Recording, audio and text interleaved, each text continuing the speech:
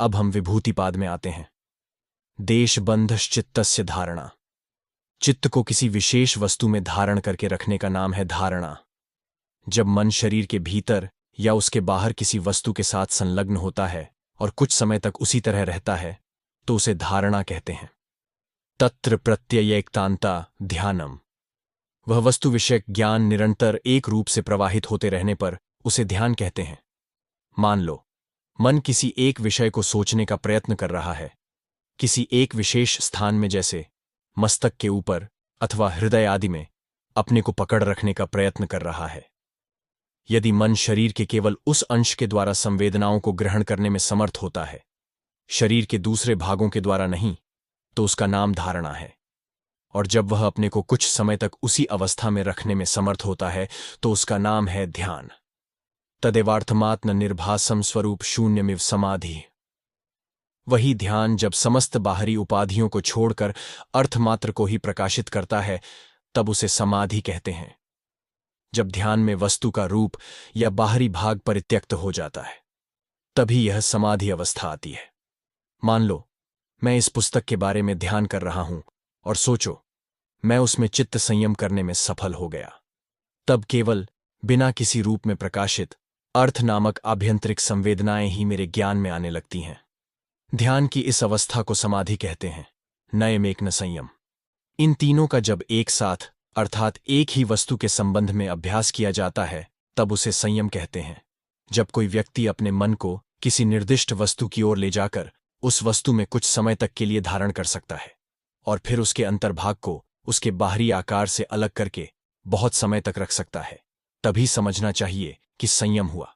अर्थात धारणा, ध्यान और समाधि ये तीनों क्रमशः एक के बाद एक किसी एक वस्तु के ऊपर होने पर एक संयम हुआ। तब उस वस्तु का बाहरी आकार न जाने कहाँ चला जाता है, मन में केवल इसका अर्थ मात्र उद्भासित होता रहता है। तज्ज्ञात प्रज्ञालोक। इसको जीत लेने से ज्ञान का प्रकाश प्राप्त होता है।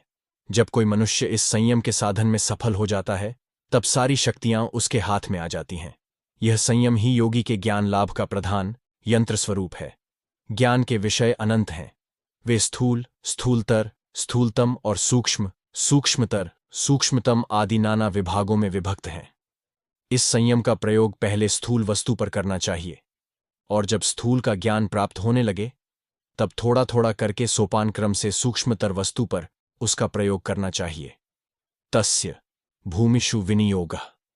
उस संयम का प्रयोग सोपान क्रम से करना चाहिए, जल्दबाजी मत करना। यह सूत्र इस प्रकार हमें सावधान कर दे रहा है। त्रयमंतरंगम पूर्वेभ्य। पहले कहे गए साधनों की अपेक्षा ये तीनों साधन अधिक अंतरंग हैं। इनके पहले यम, नियम, आसन, प्राणायाम और प्रत्याहार की बात कही गई है। वे धारणा, ध्यान और समाधि की अपेक्षा बहिरंग हैं। इन धारणा आदि अवस्थाओं को प्राप्त करने पर मनुष्य सर्वज्ञ और सर्वशक्तिमान अवश्य हो सकता है, पर सर्वज्ञता अथवा सर्वशक्तिमत्ता तो मुक्ति नहीं है। केवल इन तीन प्रकार के साधनों द्वारा मन निर्विकल्प अर्थात परिणाम शून्य नहीं हो सकता। इन त्रिविध साधनों का अभ्यास होने पर भी देह धारण का बीज रह जाता है। जब वह बीज, जैसा कि योगी कहते हैं, भून दिया जाता है तभी उसकी पुनः वृक्ष उत्पन्न करने की शक्ति नष्ट हो जाती है। ये सिद्धियां उस बीज को कभी भून नहीं सकती। तदपि बहिरंग निर्बीजस्य। पर वे धारणा आदि तीनों भी निर्बीज समाधि की तुलना में बहिरंग साधन हैं। इसी कारण निर्बीज समाधि के साथ तुलना करने पर इनको भी बहिरंग कहना पड़ेगा। संयम लाभ होने पर ही हम वस्तुतः सर्वोच्च समाधि अवस्था की प्राप्ति नहीं कर लेते, वरन एक निम्नतर अवस्था में अवस्थित रहते हैं। उस अवस्था में यह परिदृश्यमान जगत विद्यमान रहता है और सब सिद्धियां भी। व्युत्थान निरोध संस्कार योर अभिभव प्रादुर्भ आवो निरोध क्षण चित्तान्वयो निरोध परिणाम।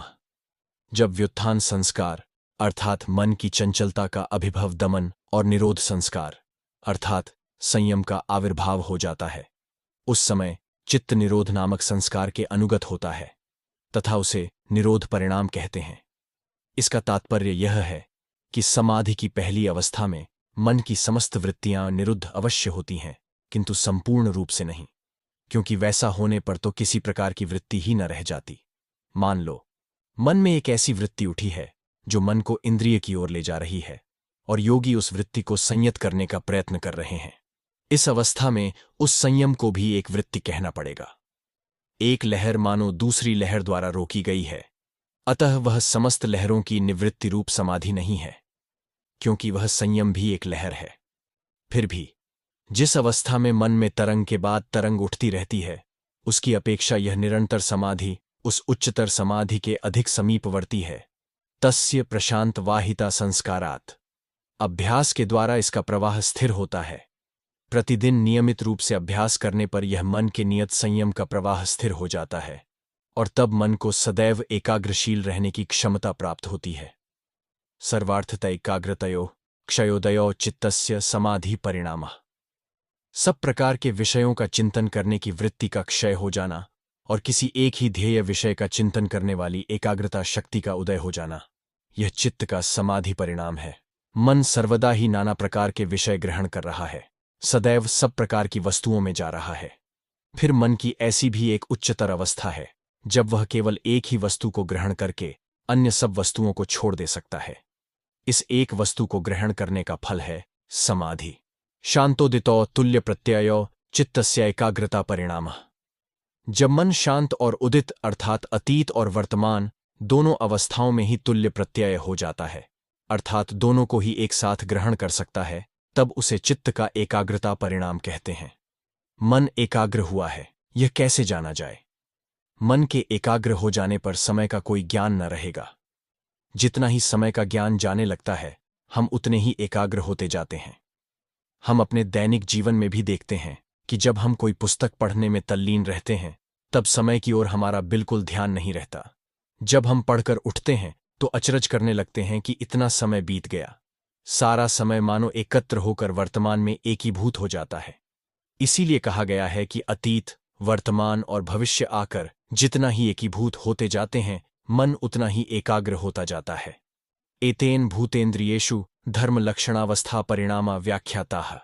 इसी से भूतों में और इंद्रियों में होने वाले धर्म परिणाम, लक्षण परिणाम और अवस्था परिणाम, इन तीनों की व्याख्या की जा चुकी। पीछे के 3 सूत्रों में चित्त के निरोध आदि परिणामों की जो बात कही गई है, उसके द्वारा भूतों और इंद्रियों के धर्म, लक्षण और अवस्था रूप 3 प्रकार के परिणामों की भी व्याख्या कर दी गई।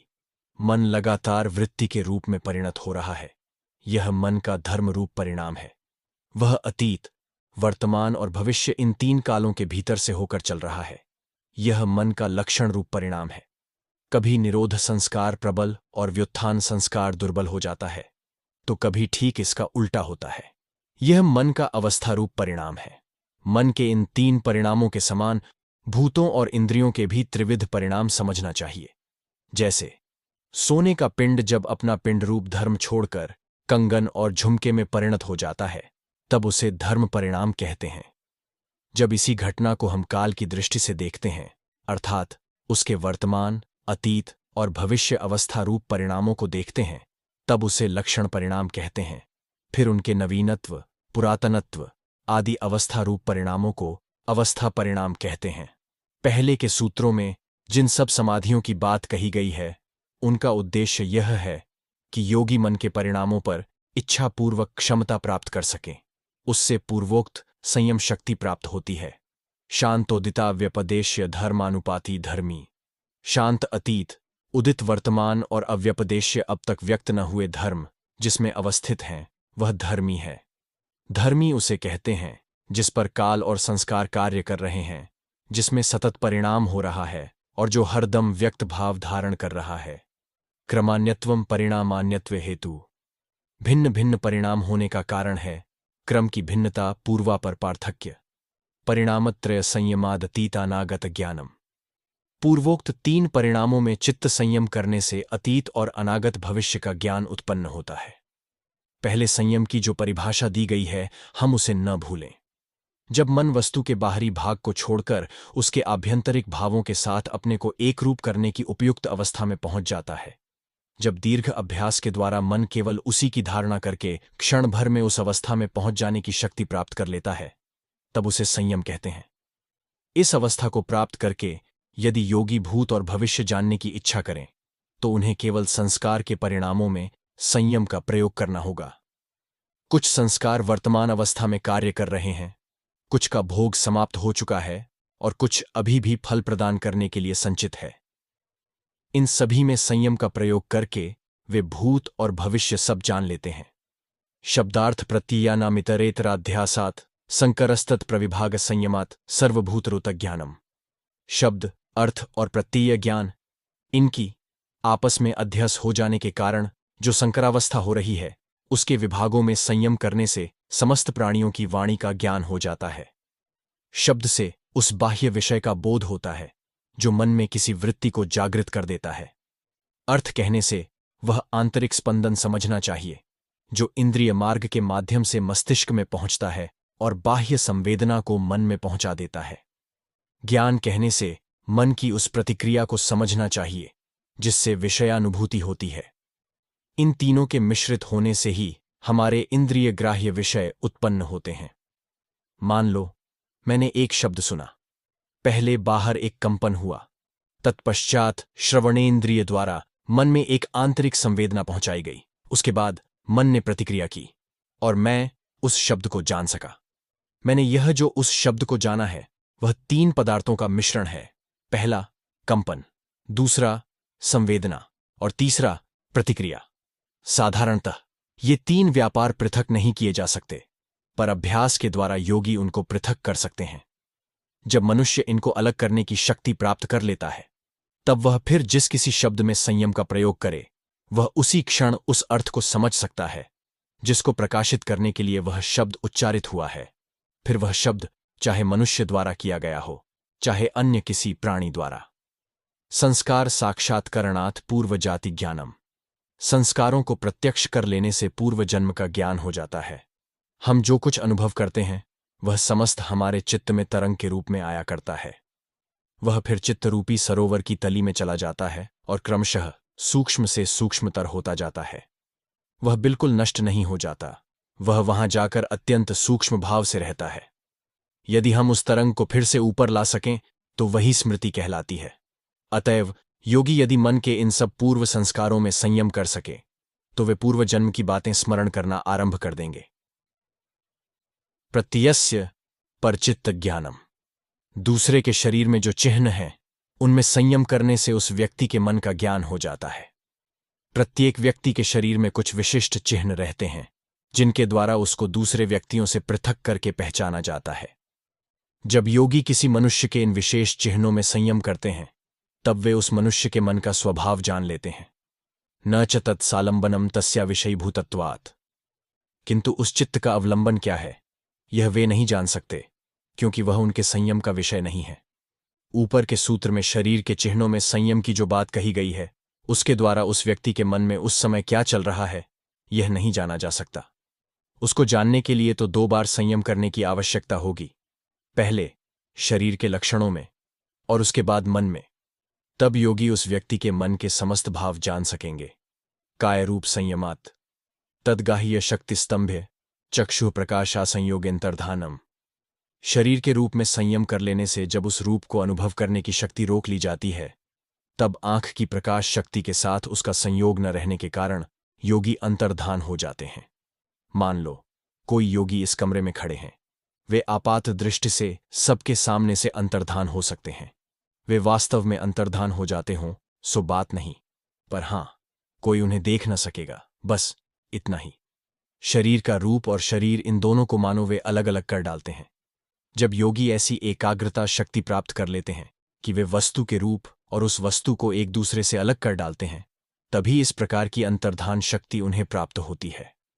रूप और उस रूपवान वस्तु के पार्थक्य में संयम का प्रयोग करने से उस रूप को अनुभव करने की शक्ति में मानो एक बाधा पड़ती है, क्योंकि रूप और उस रूप विशिष्ट वस्तु के परस्पर संयुक्त होने पर ही हमें उस वस्तु का ज्ञान होता है।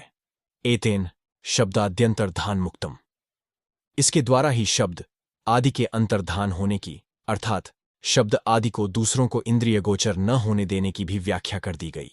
सोपक्रमम निरुपक्रमम च कर्म तत्संयमाद परांत ज्ञानम रिष्टेभ्यो व। शीघ्र फल उत्पन्न करने वाला और देर से फल देने वाला, ऐसे 2 प्रकार के कर्म होते हैं। इनमें संयम करने से अथवा अरिष्ट नामक मृत्यु लक्षणों से भी योगी देहत्याग का ठीक समय जान लेते हैं। जब योगी अपने कर्म में अर्थात अपने मन के उन संस्कारों में जिनका कार्य आरंभ हो गया है तथा उनमें जिनका कार्य अभी आरंभ नहीं हुआ है संयम का प्रयोग करते हैं, तब वे उन संस्कारों के द्वारा जिनका कार्य अभी आरंभ नहीं हुआ है यह ठीक जान लेते हैं कि उनकी मृत्यु कब होगी, किस समय, किस दिन, कितने बजे, यहां तक कि कितने मिनट पर उनकी मृत्यु होगी, यह सब उन्हें ज्ञात हो जाता है। हिंदू लोग मृत्यु की इस निकटता को जान लेना विशेष आवश्यक समझते हैं, क्योंकि गीता में यह उपदेश है कि मृत्यु समय के विचार परवर्ती जीवन को निर्धारित करने के लिए विशेष समर्थ हैं। मैत्यादिषु बलानि, मैत्री आदि गुणों में संयम करने से वे सब गुण अत्यंत प्रबल भाव धारण करते हैं। बलेषु हस्तिबलादीनि, हाथी आदि प्राणियों के बल में संयम का प्रयोग करने से योगी के शरीर में उन प्राणियों के सदृश बल आ जाता है। जब योगी यह संयम शक्ति प्राप्त कर लेते हैं तब यदि वे बल की इच्छा करें तो हाथी के बल में संयम का प्रयोग करके वे हाथी के समान बल प्राप्त कर लेते हैं। प्रत्येक मनुष्य में अनंत शक्ति निहित है। यदि वह उपाय जानता हो तो वह उस शक्ति का इच्छानुसार व्यवहार कर सकता है। योगी ने उसे प्राप्त करने की विद्या खोज निकाली है। प्रवृत्त्यालोकन्यासात् सूक्ष्म व्यवहित विप्रकृष्ट ज्ञानम, महाज्योति में संयम करने से सूक्ष्म, व्यवधान युक्त और दूरवर्ती वस्तुओं का ज्ञान हो जाता है। हृदय में जो महाज्योति है उसमें संयम करने से योगी अत्यंत दूरवर्ती वस्तु को भी देख सकते हैं। यदि कोई वस्तु पहाड़ के अंतराल में रहे तो उसे भी वे देख लेते हैं और अत्यंत सूक्ष्म वस्तुओं का भी उन्हें ज्ञान हो जाता है। भुवन ज्ञानम सूर्य संयमात्, सूर्य में संयम करने से संपूर्ण जगत का ज्ञान हो जाता है। चंद्रे तारा व्यूह ज्ञानम, चंद्रमा में संयम करने से तारा समूह का ज्ञान हो जाता है। ध्रुवे तद्गति ज्ञानम, ध्रुव तारे में संयम करने से ताराओं की गति का ज्ञान हो जाता है। नाभिचक्रे काय व्यूह ज्ञानम, नाभिचक्र में संयम करने से शरीर की बनावट का ज्ञान हो जाता है। कंठकूपे क्षुत पिपासा निवृत्ति, कंठकूप में संयम करने से भूख और प्यास की निवृत्ति हो जाती है। अत्यंत भूखा मनुष्य यदि कंठनली में चित्त का संयम कर सके तो उसकी भूख शांत हो जाती है। कूर्मनाड्यां स्थैर्यम, कूर्मनाड़ी में संयम करने से शरीर की स्थिरता होती है। जब वे साधना करते हैं तब उनका शरीर चंचल नहीं होता। मूर्ध ज्योतिषी सिद्ध दर्शनम, मस्तक के ऊर्ध्व भाग से निकलने वाली ज्योति में संयम करने से सिद्ध पुरुषों के दर्शन होते हैं। यहां सिद्ध का तात्पर्य भूत योनि की अपेक्षा थोड़ी उच्च योनि से है। जब योगी अपने सिर के ऊपरी भाग में मन का संयम करते हैं तब वे इन सिद्धों के दर्शन करते हैं। यहां पर सिद्ध शब्द से मुक्त पुरुष नहीं समझना चाहिए।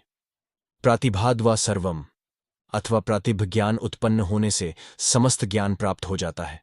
प्रातिभ ज्ञान अर्थात प्रतिभा शक्ति अर्थात पवित्रता के द्वारा लब्ध ज्ञान विशेष के प्राप्त हो जाने पर बिना किसी प्रकार के संयम के ही समस्त ज्ञान प्राप्त हो सकता है।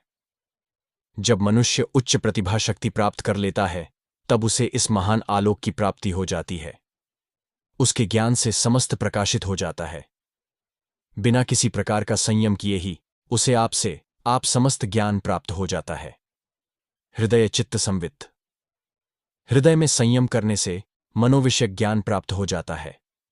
सत्वपुरुषयोरत्यंत संकीर्णयो प्रत्यय विशेषाद भोगः परार्थत्वादन्य स्वार्थ संयमात् पुरुष ज्ञानम, पुरुष और सत्व बुद्धि अत्यंत पृथक हैं। उनके विवेक के अभाव से ही भोग होता है। वह भोग परार्थ है अर्थात पुरुष के लिए है। सत्व बुद्धि की एक दूसरी अवस्था का नाम है स्वार्थ।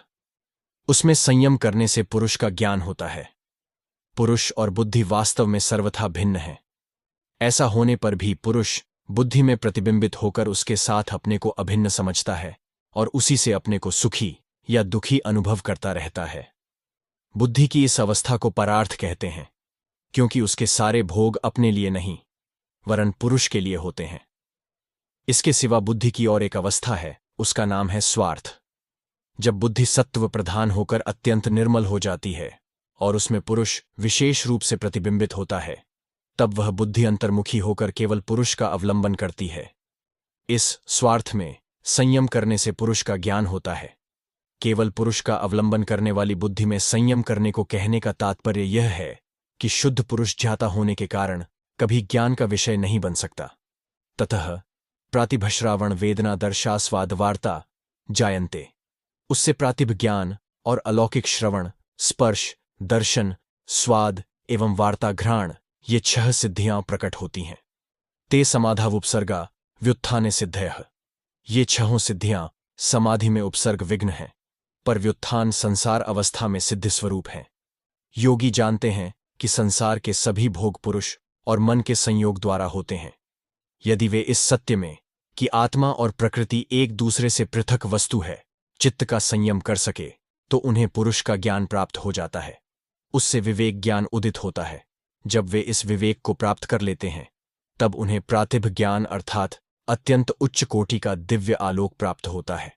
पर ये सब सिद्धियां उस उच्चतम लक्ष्य अर्थात उस पवित्र स्वरूप आत्मा के ज्ञान और मुक्ति की प्रतिबंधक स्वरूप हैं। ये सब तो मानो रास्ते में प्राप्त होने वाली चीजें भर हैं। यदि योगी इन सिद्धियों का परित्याग कर दें, तभी वे उस उच्चतम ज्ञान को प्राप्त कर सकते हैं। यदि वे इनमें अटक जाएं, तो फिर उनकी उन्नति रुक जाती है। बंध कारण शैथिल्यात् प्रचार संवेदनाच्च चित्तस्य पर शरीरावेशः। जब बंधन का कारण शिथिल हो जाता है और योगी चित्त के प्रचार स्थानों को अर्थात शरीरस्थ नाड़ी समूह को जान लेते हैं, तब वे दूसरे के शरीर में प्रवेश कर सकते हैं। योगी एक देह में क्रियाशील रहते हुए भी अन्य किसी मृत देह में प्रवेश करके उसे गतिशील कर सकते हैं। इसी प्रकार वे किसी जीवित शरीर में प्रवेश करके उस व्यक्ति के मन और इंद्रियों को निरुद्ध कर सकते हैं तथा उस समय तक के लिए उस शरीर के माध्यम से कार्य कर सकते हैं। प्रकृति और पुरुष के विवेक को प्राप्त करने पर ही ऐसा करना उनके लिए संभव होता है। यदि वे दूसरे के शरीर में प्रवेश करने की इच्छा करें, तो उस शरीर में संयम का प्रयोग करने से ही वह सिद्ध हो जाएगा, क्योंकि उनके मतानुसार उनकी आत्मा ही सर्वव्यापी नहीं है, वरन उनका मन भी सर्वव्यापी है। उनका मन उस सर्वव्यापी समष्टि मन का एक अंश मात्र है, पर अभी वह इस शरीर के स्नायुओं के माध्यम से ही काम कर सकता है। किंतु जब योगी इन स्नायविक प्रवाहों से अपने को मुक्त कर लेते हैं, तब वे दूसरे शरीर के द्वारा भी काम कर सकते हैं। उदान जयात जल पंख अखंडकादिश्व संग उत्क्रांतिश्च। उदान नामक स्नायविक शक्ति प्रवाह पर जय प्राप्त कर लेने से योगी के शरीर से पानी या कीचड़ का संयोग नहीं होता। वे कांटों पर चल सकते हैं और इच्छा मृत्यु होते हैं। उदान नामक जो स्नायविक शक्ति प्रवाह फेफड़े और शरीर के सारे ऊपरी भाग को चलाता है, उस पर जब योगी जय प्राप्त कर लेते हैं, तब वे अत्यंत हल्के हो जाते हैं। ये फिर जल में नहीं डूबते। कांटों पर या तलवार की धार पर वे अनायास चल सकते हैं, आग में खड़े रह सकते हैं और इच्छा मात्र से ही इस शरीर को छोड़ दे सकते हैं। समान जयात प्रज्वलनम। समान स्नायविक शक्ति प्रवाह को जीत लेने से उनका शरीर दीप्तिमान हो जाता है। ये जब कभी इच्छा करते हैं, तभी उनके शरीर से ज्योति बाहर निकल आती है। श्रोत्राकाशयोः संबंध संयमात् दिव्यम श्रोत्रम। कान और आकाश का जो परस्पर संबंध है, उसमें संयम करने से दिव्य कर्ण प्राप्त होता है। आकाश तत्व और उसका अनुभव करने का यंत्र स्वरूप कान, इनमें संयम करने से योगी दिव्य कर्ण प्राप्त करते हैं, जिससे वे सब कुछ सुन सकते हैं। अत्यंत दूर कोई बातचीत या शब्द होने पर भी वे उसे सुन सकते हैं। कायाकाशयोः संबंध संयम लघुतूल समापत्तेश्चाकाशगमनम। शरीर और आकाश के संबंध में चित्त संयम करने से और रुई आदि हल्की वस्तु में संयम करने से योगी आकाश में गमन कर सकते हैं। आकाश ही इस शरीर का उपादान है। आकाश ने ही एक प्रकार से विकृत होकर इस शरीर का रूप धारण किया है। यदि योगी शरीर के उपादानभूत उस आकाश धातु में संयम का प्रयोग करें, तो वे आकाश के समान हल्के हो जाते हैं और जहां इच्छा हो वायु में से होकर जा सकते हैं। ऐसा ही दूसरी बातों के संबंध में भी है। बहिर्कल्पिता वृत्तिर्महाविदेहा ततः प्रकाशवर्णक्षयः। शरीर के बाहर मन की जो यथार्थ वृत्ति या धारणा है, उसका नाम है महाविदेहा। उसमें संयम का प्रयोग करने से प्रकाश का जो आवरण है, वह नष्ट हो जाता है। अज्ञानवश मन सोचता है कि वह इस देह में से कार्य कर रहा है। यदि मन सर्वव्यापी हो, तो हम केवल एक ही प्रकार के स्नायुओं द्वारा क्यों आबद्ध रहेंगे? इस अहम को एक ही शरीर में सीमाबद्ध करके क्यों रखेंगे? ऐसा करने का तो कोई कारण नहीं दिखता। योगी अपने इस अहंभाव को जहां कहीं इच्छा हो, वहीं अनुभव करना चाहते हैं। अहंभाव के चले जाने पर इस देह में जो मानसिक तरंग उठती है, उसे अकल्पिता या महाविदेहा वृत्ति कहते हैं। जब योगी उसमें संयम करने में सफल होते हैं, तब प्रकाश के सारे आवरण नष्ट हो जाते हैं और समस्त अंधकार एवं अज्ञान नष्ट हो जाने के कारण सब कुछ उन्हें चैतन्यमय प्रतीत होता है। स्थूल स्वरूप सूक्ष्मान्वयार्थवत्व संयम आद्भूत जयः। भूतों की स्थूल, स्वरूप, सूक्ष्म, अन्वय और अर्थवत्व, इन 5 प्रकार की अवस्थाओं में संयम करने से पांचों भूतों पर विजय प्राप्त हो जाती है। योगी समस्त भूतों में संयम करते हैं, पहले स्थूल भूतों में और फिर उसके बाद उनकी अन्य सूक्ष्म अवस्थाओं में। बौद्धों के एक संप्रदाय में यह संयम विशेष रूप से प्रचलित है। वे मिट्टी का एक लोंदा लेकर उसमें संयम का प्रयोग करते हैं। फिर क्रमशः वह जिन सूक्ष्म भूतों से निर्मित हुआ है उन्हें देखना शुरू करते हैं।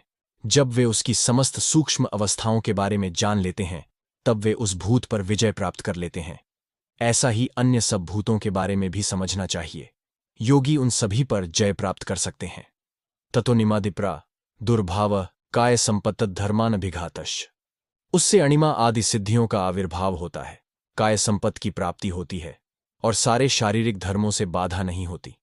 इसका तात्पर्य यह है कि योगी अष्ट सिद्धियों की प्राप्ति कर लेते हैं। वे अपने को इच्छानुसार परमाणु के समान छोटा या पर्वत के समान बड़ा कर सकते हैं। वे अपने को पृथ्वी के समान भारी और वायु के समान हल्का कर सकते हैं। वे जहां चाहें जा सकते हैं, जिस पर चाहें प्रभुत्व कर सकते हैं, जिस पर चाहे विजय प्राप्त कर सकते हैं। सिंह उनके पैरों के पास मेमने के समान शांत भाव से बैठा रहेगा और वे जो भी चाहें उनकी समस्त कामनाएं पूर्ण होंगी। रूप लावण्य बल वज्र संहन नत्वानि काय संपत्। रूप, लावण्य, बल और वज्र के समान दृढ़ता, ये काय संपत् है। तब शरीर अविनाशी हो जाता है। कोई भी वस्तु उसे किसी प्रकार का नुकसान नहीं पहुंचा सकती। यदि योगी स्वयं इच्छा न करें तो दुनिया की कोई भी ताकत उनके शरीर का नाश नहीं कर सकती। कालदंड को भग्न करके वे इस जगत में शरीर लेकर वास करते हैं। वेदों में कहा है कि ऐसे व्यक्ति को बीमारी, मृत्यु या अन्य कोई क्लेश नहीं होता। ग्रहण स्वरूपास्मितान्वयार्थवत्व संयमा दिन्द्रिय जयः। इंद्रियों की बाह्य पदार्थ की ओर गति, उससे उत्पन्न ज्ञान, इस ज्ञान से विकसित अहम प्रत्यय, इंद्रियों के त्रिगुणमयत्व और उनके भोगदातृत्व, इन पांचों में संयम करने से इंद्रियों पर विजय प्राप्त हो जाती है। बाह्य वस्तु की अनुभूति के समय इंद्रियां मन से बाहर जाकर विषय की ओर दौड़ती है, तभी ज्ञान होता है। इस कार्य में अस्मिता भी सर्वदा साथ रहती है।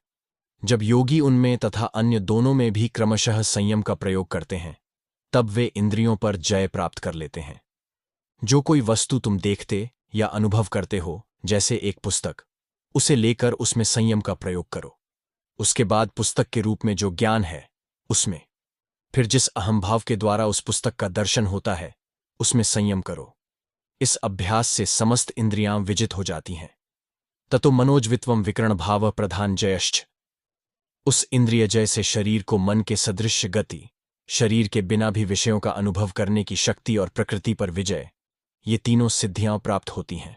जैसे भूत जय से काय संपत्ति की प्राप्ति होती है, वैसे ही इंद्रिय जय से उपर्युक्त सिद्धियां प्राप्त होती हैं। सत्व पुरुषान्यता ख्यातिमात्रस्य सर्वभावाधिष्ठातृत्वम सर्वज्ञातृत्वम च। सत्व, बुद्धि और पुरुष के परस्पर पार्थक्य ज्ञान में संयम करने से सब वस्तुओं पर अधिष्ठानतृत्व और सर्वज्ञातृत्व प्राप्त हो जाता है। जब हम प्रकृति पर जय प्राप्त कर लेते हैं तथा पुरुष और प्रकृति का भेद अनुभव कर लेते हैं, अर्थात जान लेते हैं कि पुरुष अविनाशी, पवित्र और पूर्ण स्वरूप है, तब सर्वशक्तिमत्ता और सर्वज्ञता प्राप्त हो जाती है। तद्वैराग्यात्पि दोष बीजक्षये कैवल्यम। इन सब सिद्धियों को भी त्याग देने से दोष का बीज नष्ट हो जाता है और उससे कैवल्य की प्राप्ति हो जाती है। व्याख्या: तब योगी कैवल्य की प्राप्ति कर लेते हैं, वे मुक्त हो जाते हैं। जब वे सर्वशक्तिमत्ता और सर्वज्ञता, इन दोनों को भी त्याग देते हैं, तब वे सारे प्रलोभनों का, यहां तक कि देवताओं द्वारा दिए गए प्रलोभनों का भी अतिक्रमण कर सकते हैं। जब योगी इन सब अद्भुत शक्तियों को प्राप्त करके भी उन्हें त्याग देते हैं, तब वे चरम लक्ष्य पर पहुंच जाते हैं। वास्तव में ये शक्तियां हैं क्या? केवल अभिव्यक्तियां। स्वप्न की अपेक्षा उनमें भला कौन सी श्रेष्ठता है? सर्वशक्तिमत्ता भी तो एक स्वप्न है। वह केवल मन पर निर्भर रहती है। जब तक मन का अस्तित्व है, तभी तक सर्वशक्तिमत्ता संभव हो सकती है। पर हमारा लक्ष्य तो मन के भी अतीत है। स्थान्युपनिमंत्रणे संगस्मया करणम पुनर्निष्ठ प्रसंगात। देवताओं द्वारा प्रलोभित किए जाने पर भी उसमें आसक्त होना या आनंद का अनुभव करना उचित नहीं है, क्योंकि उससे पुनः अनिष्ट होना संभव है। और भी बहुत से विघ्न हैं। देवता आदि योगी को प्रलोभित करने आते हैं। वे नहीं चाहते कि कोई पूर्ण रूप से मुक्त हो। हम लोग जैसे ईर्ष्यापरायण हैं, वे भी वैसे ही हैं। वरन कभी कभी तो वे इस बात में हम लोगों से भी आगे बढ़ जाते हैं। वे डरते हैं कि कहीं वे अपने पद को न खो बैठें। जो योगी पूर्ण सिद्ध नहीं होते, वे शरीर त्यागने के बाद देवता बन जाते हैं। वे सीधे रास्ते को छोड़कर मानो बगल के एक रास्ते से चले जाते हैं और इन सब शक्तियों को प्राप्त करते हैं। उनको फिर से जन्म लेना पड़ता है। पर जो इतने शक्ति संपन्न हैं कि इन प्रलोभनों का उन पर कोई प्रभाव नहीं पड़ता, वे सीधे उस लक्ष्य स्थल पर पहुंच जाते हैं और मुक्त हो जाते हैं। क्षण तत्क्रमयोः संयमाद विवेकजम ज्ञानम। क्षण और उसके क्रम में समय करने से विवेक जनित ज्ञान उत्पन्न होता है। देवता, स्वर्ग और शक्तियों से बचने का फिर उपाय क्या है? उपाय है विवेक, सत सत विचार। इस विवेक ज्ञान को दृढ़ करने के उद्देश्य से ही इस संयम का उपदेश दिया गया है। क्षण का अर्थ है काल का सूक्ष्मतम अंश। एक क्षण के पहले जो क्षण बीत चुका है और उसके बाद जो क्षण प्रकट होगा, इस लगातार सिलसिले को क्रम कहते हैं। अतः उपर्युक्त विवेक जनित ज्ञान को दृढ़ करने के लिए क्षण और उसके क्रम में संयम करना होगा। जाति लक्षण देशैरण्यता नवच्छेदात् तुल्ययोस्ततः प्रतिपत्तिः। जाति, लक्षण और देश भेद से जिन वस्तुओं का भेद न किए जा सकने के कारण जो तुल्य प्रतीत होती हैं, उनको भी इस उपर्युक्त संयम द्वारा अलग करके जाना जा सकता है। हम जो दुख भोगते हैं, वह अज्ञान से, सत्य और असत्य के अविवेक से उत्पन्न होता है। हम सभी बुरे को भला समझते हैं और स्वप्न को वास्तविक। एकमात्र आत्मा ही सत्य है, पर हम यह भूल गए हैं। शरीर एक मिथ्या स्वप्न मात्र है, पर हम सोचते हैं कि हम शरीर हैं। यह अविवेक ही दुख का कारण है, और यह अविवेक अविद्या से उत्पन्न होता है। विवेक के उदय के साथ ही बल भी आता है, और तभी हम इस शरीर, स्वर्ग तथा देवता आदि की कल्पनाओं को त्यागने में समर्थ होते हैं। जाति, लक्षण और स्थान के द्वारा हम वस्तुओं को अलग करते हैं। उदाहरणार्थ, एक गाय की बात ले लो। गाय का कुत्ते से जो भेद है वह जातिगत है, और दो गायों में परस्पर भेद हम कैसे करते हैं? लक्षण के द्वारा। फिर दो वस्तुएं सर्वथा समान होने पर हम स्थानगत भेद के द्वारा उन्हें अलग कर सकते हैं। किंतु जब वस्तुएं ऐसी मिली हुई रहती हैं कि अलग करने के ये सब विभिन्न उपाय बिल्कुल काम में नहीं आते, तब उपर्युक्त साधन प्रणाली के अभ्यास से लब्ध विवेक के बल से हम उन्हें पृथक कर सकते हैं। योगियों का उच्चतम दर्शन इस सत्य पर आधारित है कि पुरुष शुद्ध स्वभाव एवं नित्यपूर्ण स्वरूप है, और संसार में वही एकमात्र अयौगिक वस्तु है। शरीर और मन तो यौगिक वस्तुएं हैं, फिर भी हम सदैव अपने आप को उनके साथ मिला दे रहे हैं। सबसे बड़ी गलती यही है कि यह पार्थक्य ज्ञान नष्ट हो गया है। जब यह विवेक शक्ति प्राप्त होती है, तब मनुष्य देख पाता है कि जगत की सारी वस्तुएं, वे फिर बहिर्जगत की हों या अंतर्जगत की, यौगिक पदार्थ हैं, अतएव वे पुरुष नहीं हो सकती। तारकम सर्व विषयम सर्वथा विषयमक्रमम चेति विवेकजम ज्ञानम। जो विवेक ज्ञान समस्त वस्तुओं को तथा वस्तुओं की सब प्रकार की अवस्थाओं को एक साथ ग्रहण कर सकता है, उसे तारक ज्ञान कहते हैं। इस ज्ञान का नाम तारक इसीलिए है कि यह योगी का जन्म मृत्यु के सागर से तारण करता है। सारी प्रकृति की सूक्ष्म और स्थूल सर्वविध अवस्थाएं इस ज्ञान की ग्राह्य हैं। इस ज्ञान में किसी प्रकार का क्रम नहीं है। यह सारी वस्तुओं को क्षण भर में एक साथ ग्रहण कर लेता है। सत्व पुरुषयो शुद्धि साम्य कैवल्यमिति। जब सत्व बुद्धि और पुरुष इन दोनों की समान भाव से शुद्धि हो जाती है, तब कैवल्य की प्राप्ति होती है। कैवल्य ही हमारा लक्ष्य है। इस लक्ष्य स्थल पर पहुंचने पर आत्मा जान लेती है कि वह सर्वदा ही अकेली थी। उसे सुखी करने के लिए अन्य किसी की भी आवश्यकता न थी। जब तक अपने को सुखी करने के लिए हमें अन्य किसी की आवश्यकता होती है, तब तक हम गुलाम हैं। जब पुरुष जान लेता है कि वह मुक्त स्वभाव है और उसको पूर्ण करने के लिए अन्य किसी की भी जरूरत नहीं, जब वह यह जान लेता है कि यह प्रकृति क्षणिक है, इसकी कोई आवश्यकता नहीं है, तभी मुक्ति की प्राप्ति होती है, तभी वह कैवल्य प्राप्त होता है। जब आत्मा जान लेती है कि जगत के छोटे से छोटे परमाणु से लेकर देवता तक किसी पर उसके निर्भर रहने की आवश्यकता नहीं है, जब आत्मा की उस अवस्था को कैवल्य और पूर्णता कहते हैं।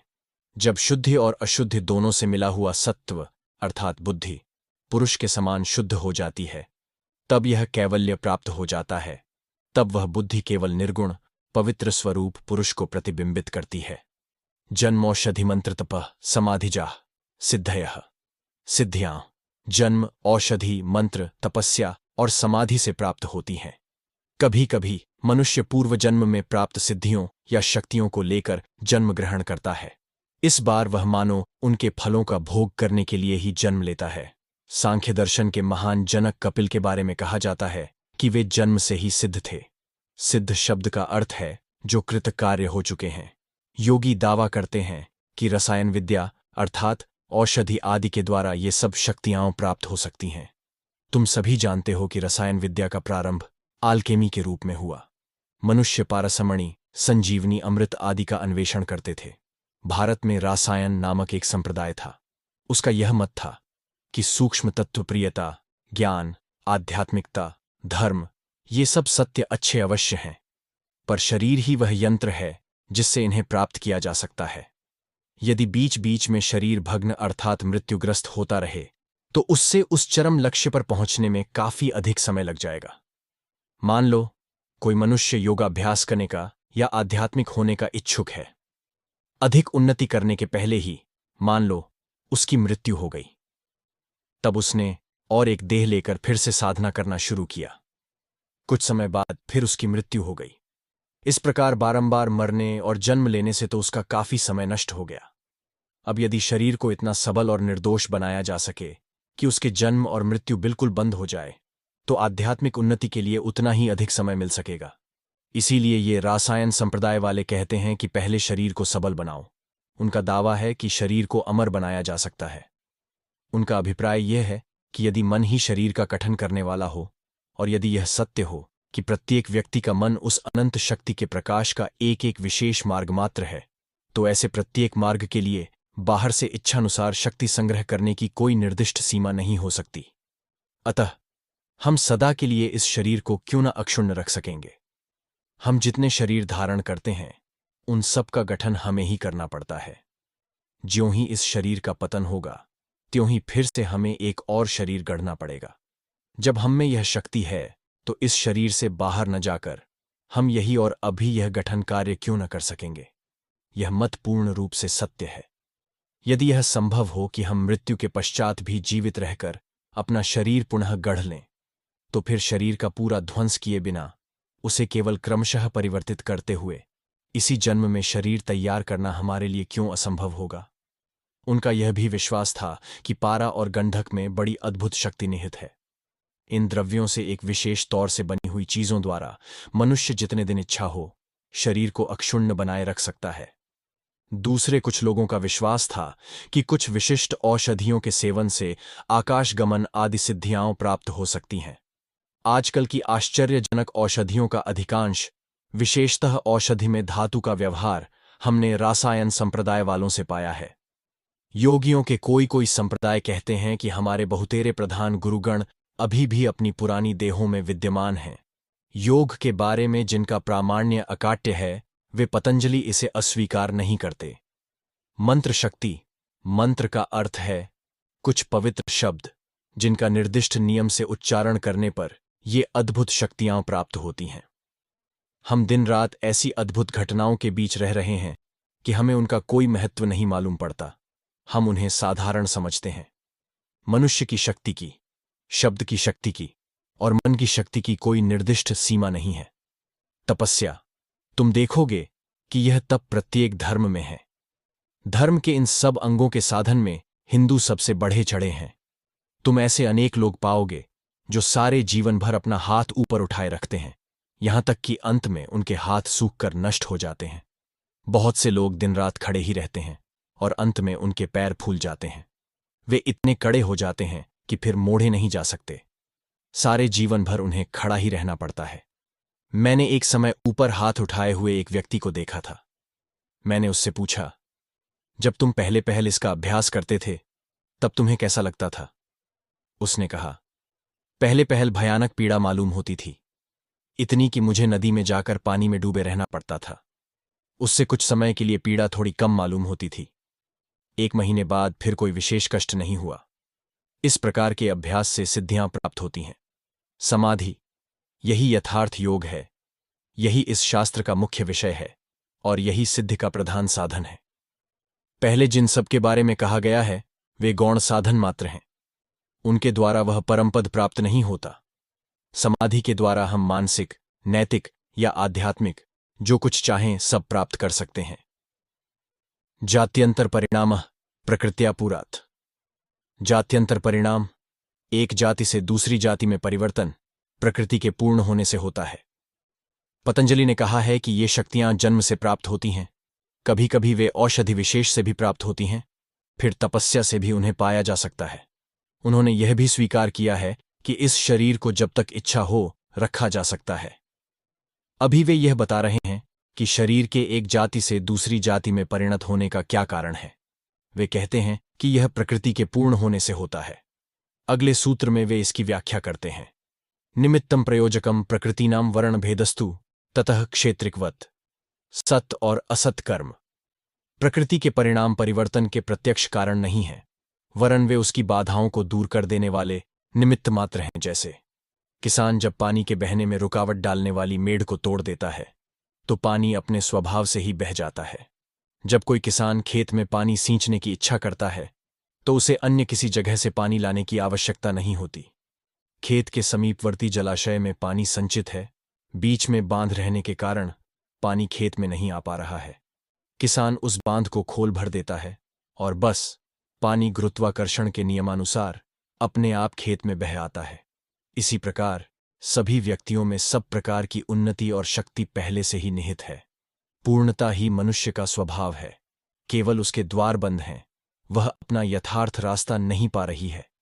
यदि कोई इस बाधा को दूर कर सके तो उसकी वह स्वाभाविक पूर्णता अपनी शक्ति के बल से अभिव्यक्त होगी ही, और तब मनुष्य अपने भीतर पहले से ही विद्यमान शक्तियों को प्राप्त कर लेता है। जब यह बाधा दूर हो जाती है और प्रकृति को अपनी अप्रतिहत गति प्राप्त हो जाती है, तब हम जिन्हें पापी कहते हैं वे भी साधु में परिणत हो जाते हैं। प्रकृति ही हमें पूर्णता की ओर ले जा रही है, कालांतर में वह सभी को वहां ले जाएगी। धार्मिक होने के लिए जो कुछ साधनाएं और प्रयत्न हैं वे सब केवल निषेधात्मक कार्य हैं, वे केवल बाधा को दूर कर देते हैं और इस प्रकार उस पूर्णता के द्वार खोल देते हैं जो हमारा जन्मसिद्ध अधिकार है, जो हमारा स्वभाव है। प्राचीन योगियों का विकासवाद आज आधुनिक विज्ञान के शोध से अपेक्षाकृत अच्छी तरह समझ में आ सकेगा। फिर भी योगियों की व्याख्या आधुनिक व्याख्या से कहीं श्रेष्ठ है। आधुनिक मत कहता है विकास के 2 कारण हैं, यौन निर्वाचन और बलिष्ठ अतिजीविता, पर ये 2 कारण पर्याप्त नहीं मालूम होते। मान लो मानवीय ज्ञान इतना उन्नत हो गया कि शरीर धारण तथा पति या पत्नी की प्राप्ति संबंधी प्रतियोगिता उठ गई, तब तो आधुनिक विज्ञानवेत्ताओं के मतानुसार मानवीय उन्नति प्रवाह रुद्ध हो जाएगा और जाति की मृत्यु हो जाएगी। फिर इस मत के फलस्वरूप तो प्रत्येक अत्याचारी व्यक्ति अपने विवेक से छुटकारा पाने की एक युक्ति पा लेता है। ऐसे मनुष्यों की कमी नहीं जो दार्शनिक नामधारी बन, जितने भी दुष्ट और अनुपयुक्त मनुष्य हैं, मानो ये ही उपयुक्तता अनुपयुक्तता के एकमात्र विचारक हैं, उन सब को मारकर मनुष्य जाति की रक्षा करना चाहते हैं। किंतु प्राचीन विकासवादी महापुरुष पतंजलि कहते हैं कि परिणाम या विकास का वास्तविक रहस्य है प्रत्येक व्यक्ति में जो पूर्णता पहले से ही निहित है उसी की अभिव्यक्ति या विकास मात्र। वे कहते हैं कि इस पूर्णता की अभिव्यक्ति में बाधा हो रही है। हमारे अंदर यह पूर्णता रूप अनंत ज्वार अपने को व्यक्त करने के लिए संघर्ष कर रहा है। ये संघर्ष और होड़ केवल हमारे अज्ञान के फल हैं। ये इसलिए होते हैं कि हम नहीं जानते कि यह दरवाज़ा कैसे खोला जाए और पानी भीतर कैसे लाया जाए। हमारे पीछे जो अनंत ज्वार है वह अपने को व्यक्त करेगा ही, वही समस्त अभिव्यक्ति का कारण है। केवल जीवन धारण या इंद्रिय सुखों को चरितार्थ करने की चेष्टा इस अभिव्यक्ति का कारण नहीं है। ये सब संघर्ष तो वास्तव में क्षणिक हैं, अनावश्यक हैं, बाह्य व्यापार मात्र हैं। ये सब अज्ञान से पैदा हुए हैं। सारी होड़ बंद हो जाने पर भी जब तक हम में से प्रत्येक व्यक्ति पूर्ण नहीं हो जाता, तब तक हमारे भीतर निहित यह पूर्ण स्वभाव हमें क्रमशः उन्नति की ओर अग्रसर कराता रहेगा। अतः यह विश्वास करने का कोई कारण नहीं कि होड़ या प्रतियोगिता उन्नति के लिए आवश्यक है। पशु के भीतर मनुष्य अव्यक्त रूप से निहित है। ज्यों ही द्वार खोल दिया जाता है, अर्थात ज्यों ही बाधा हट जाती है, त्यों ही वह मनुष्य व्यक्त हो जाता है। इसी प्रकार मनुष्य के भीतर भी देवता अव्यक्त रूप से विद्यमान है, केवल अज्ञान का आवरण उसे व्यक्त नहीं होने देता।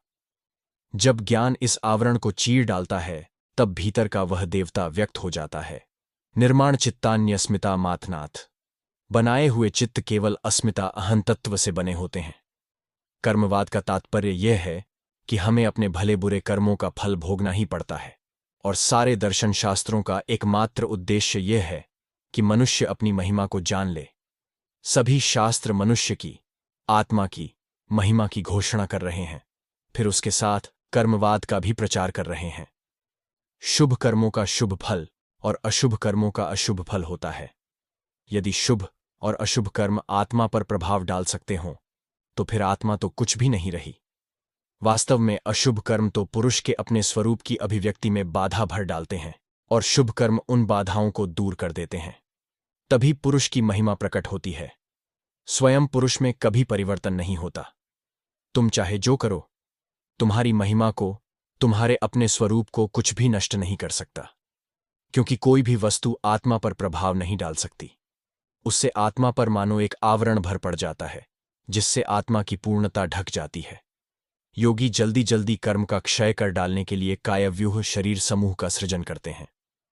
फिर इन सब शरीरों के लिए वे अपनी अस्मिता या अहंतत्व से बहुत से चित्तों की सृष्टि करते हैं।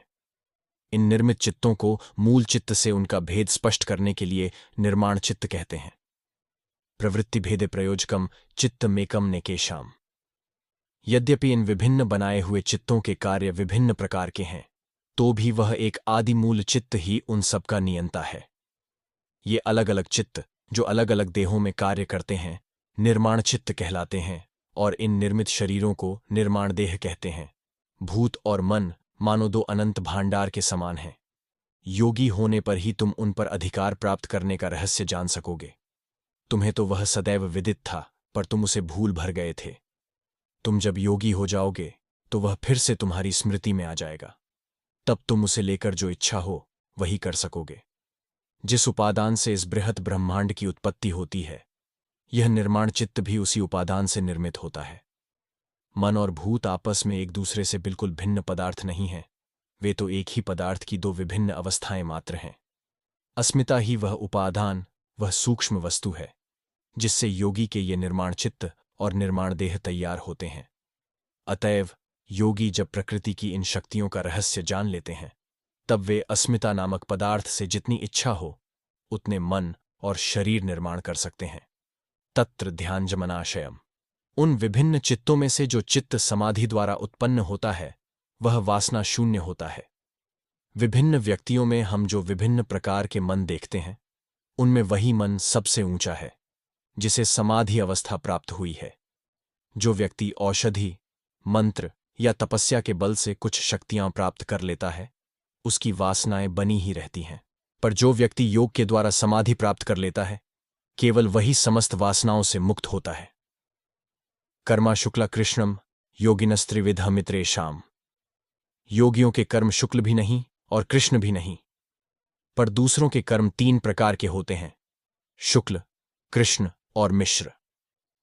जब योगी इस प्रकार की पूर्णता प्राप्त कर लेते हैं, तब उनके कार्य और उन कार्यों के फल उन्हें फिर बांध नहीं सकते, क्योंकि उनमें वासना का संस्पर्श नहीं रह जाता। वे केवल कर्म किए जाते हैं। वे दूसरों के हित के लिए काम करते हैं, दूसरों का उपकार करते हैं, किंतु वे उसके फल की चाह नहीं रखते, अतः वह उनके पास नहीं आता। पर साधारण मनुष्यों के लिए, जिन्हें यह सर्वोच्च अवस्था प्राप्त नहीं हुई है, कर्म त्रिविध होते हैं: कृष्ण पाप कर्म, शुक्ल पुण्य कर्म और मिश्र पाप और पुण्य मिले हुए। ततस्थ द्विपाकानुगुणा नामेवाभिव्यक्तिर्व आसना नाम। इन त्रिविध कर्मों से प्रत्येक अवस्था में वे ही वासनाएं प्रकट होती हैं जो केवल उस अवस्था में प्रकट होने के योग्य हैं। अन्य सब उस समय के लिए स्थिमित रूप से रहती है। मान लो मैंने पाप, पुण्य और मिश्रित ये 3 प्रकार के कर्म किए। उसके बाद मान लो मेरी मृत्यु हो गई और मैं स्वर्ग में देवता हो गया। मनुष्य देह की वासना और देवदेह की वासना एक समान नहीं है। देवदेह खाना पीना कुछ नहीं करती। यदि बात ऐसी हो तो फिर आत्मा के जो पूर्व अभुक्त कर्म हैं, जो अपने फलस्वरूप खाने पीने की वासना को जन्म देते हैं, वे सब भला कहाँ जाते हैं? जब मैं देवता हो जाता हूं तब ये कर्म कहाँ रहते हैं? इसका उत्तर यह है कि वासना उपयुक्त वातावरण और क्षेत्र को पाने पर ही प्रकट होती है। जिस समय जिन वासनाओं के प्रकट होने के उपयुक्त वातावरण आता है, उस समय केवल वे ही प्रकट होंगी, शेष सब संचित रहेंगी। इस जीवन में हमारी बहुत सी देवोचित वासनाएं हैं, बहुत सी मनुष्योचित और बहुत सी पाशविक। जब हम देवदेह धारण करते हैं तो केवल शुभ वासनाएं ही प्रकट होती हैं, क्योंकि तब उनके प्रकट होने का उपयुक्त अवसर आता है। जब हम पशुदेह धारण करते हैं तो केवल पाशविक वासनाएं ही ऊपर आती हैं और शुभ वासनाएं बाट देखती रहती हैं। इससे क्या पता चलता है? यही कि वातावरण की सहायता से हम इन वासनाओं का दमन कर सकते हैं। जो कर्म उस वातावरण के उपयुक्त और अनुकूल हैं, केवल वे ही प्रकट होंगे। इससे यह स्पष्ट रूप से प्रमाणित होता है कि वातावरण की शक्ति स्वयं कर्म का भी दमन कर सकती है। जाति देश काल व्यवहिता नाम प्यानंतर्यम स्मृति संस्कारयोरेक रूपत्वात्। स्मृति और संस्कार एक रूप होने के कारण जाति, देश और काल का व्यवधान रहने पर भी वासनाओं, कर्म, संस्कारों का आनंतर्य रहता है, अर्थात उनमें व्यवधान नहीं होता। समस्त अनुभूतियां सूक्ष्म आकार धारण कर संस्कार के रूप में परिणत हो जाती हैं। जब वे संस्कार फिर से जागृत होते हैं तब उसी को स्मृति कहते हैं। ज्ञानपूर्वक किए गए वर्तमान कर्म के साथ संस्कार के रूप में परिणत पूर्व अनुभूतियों का जो परस्पर अज्ञानयुक्त संबंध है, यहां पर उसका भी स्मृति शब्द से बोध होता है। प्रत्येक देह में वही संस्कार समष्टि कर्म का कारण होती है, जो उसी जाति की देह से प्राप्त हुई है। भिन्न जाति की देह से लब्ध संस्कार समष्टि उस समय स्थिमित रूप से रहती है। प्रत्येक शरीर इस प्रकार कार्य करता है मानो वह उसी जाति की देह परंपरा का एक वंशज हो। इस तरह हम देखते हैं कि वासनाओं का क्रम नष्ट नहीं होता। तासाम्नादित्वम चाशिशो नित्यत्वात्। सुख की तृष्णा नित्य होने के कारण वासनाएं भी अनादि हैं। जो कुछ अनुभव या भोग होते हैं, वे सुख की इच्छा से ही उत्पन्न होते हैं।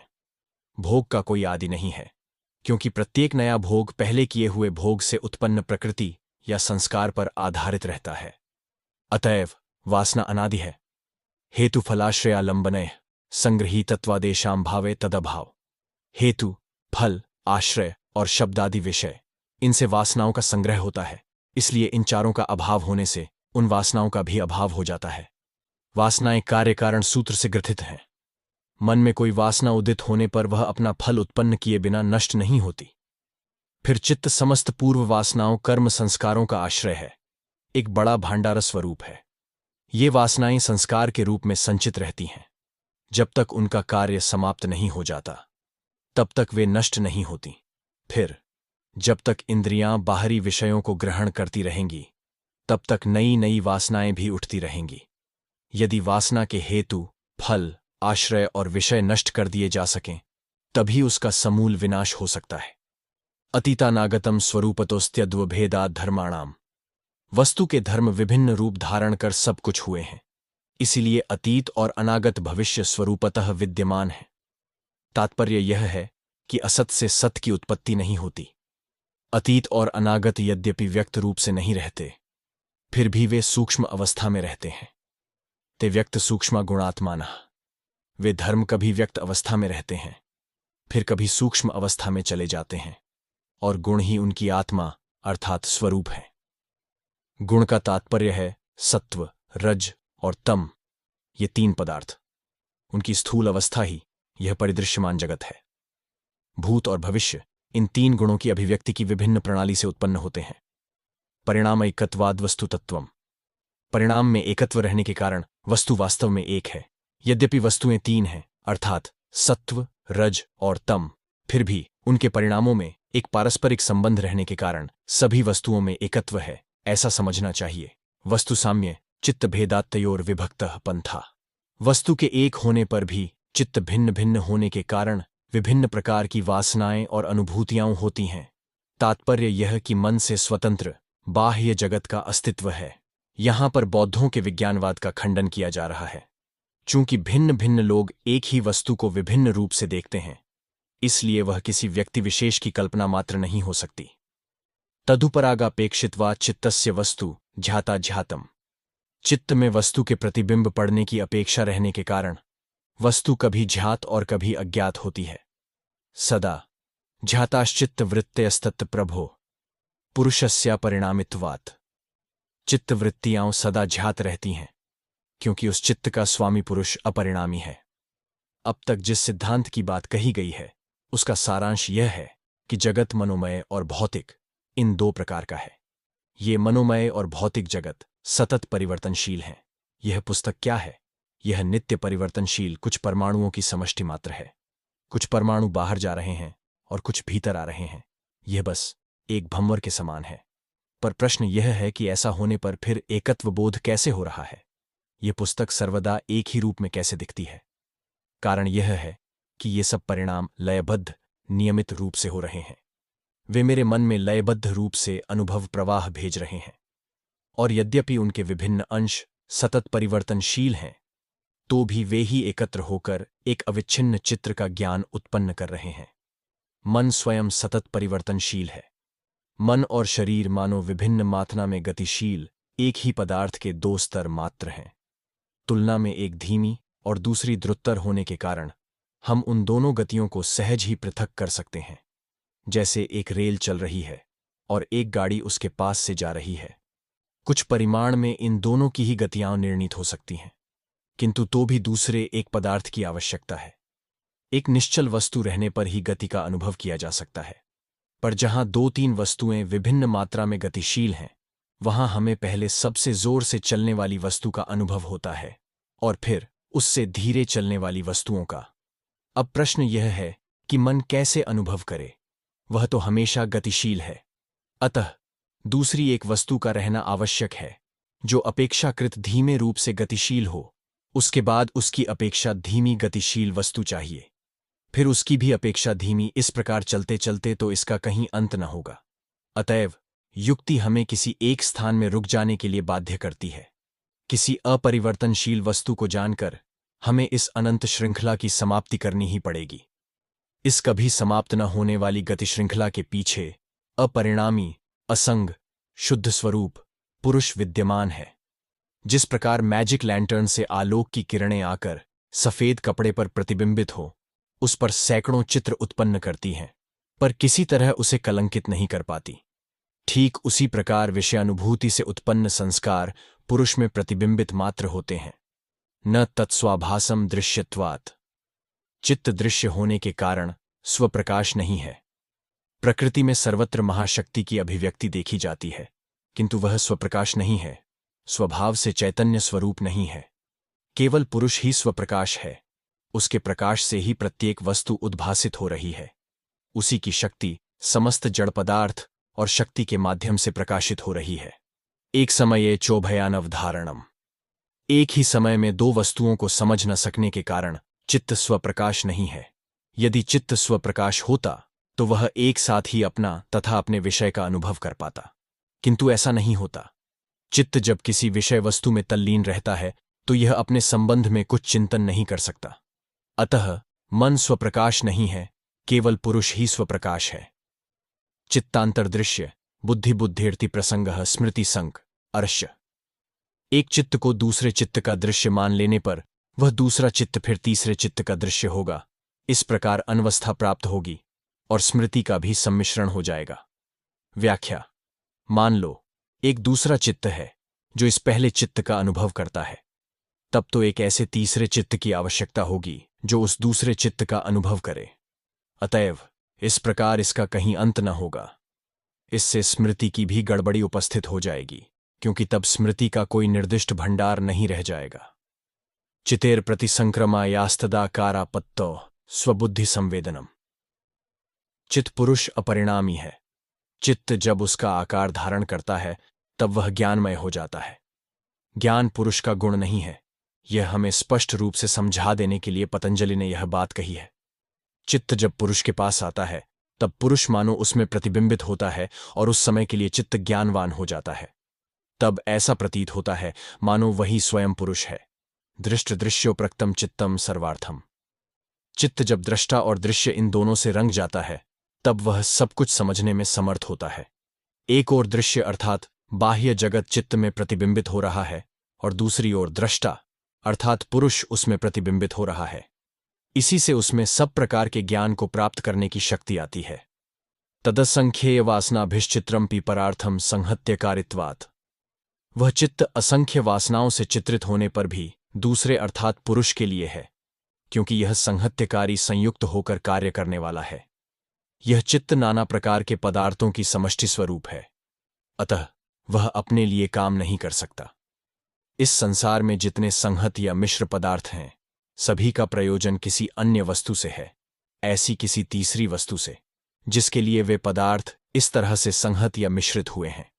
अतएव यह चित्तरूपी संहति या मिश्रण केवल पुरुष के लिए है। विशेषदर्शिन आत्मभाव भावना विनिवृत्ति।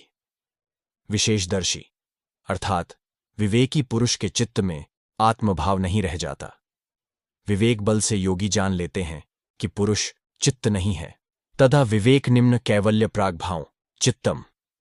उस समय चित्त विवेक प्रवण होकर कैवल्य के पूर्व लक्षण को प्राप्त करता है। इस प्रकार योगाभ्यास से विवेक शक्ति रूप दृष्टि की शुद्धता प्राप्त होती है। हमारी आंखों के सामने से आवरण हट जाता है और तब हम वस्तु के यथार्थ स्वरूप की उपलब्धि करते हैं। हम तब जान लेते हैं कि प्रकृति एक यौगिक पदार्थ है और उसके ये सारे दृश्य केवल साक्षी स्वरूप पुरुष के लिए हैं। तब हम जान लेते हैं कि प्रकृति ईश्वर नहीं है।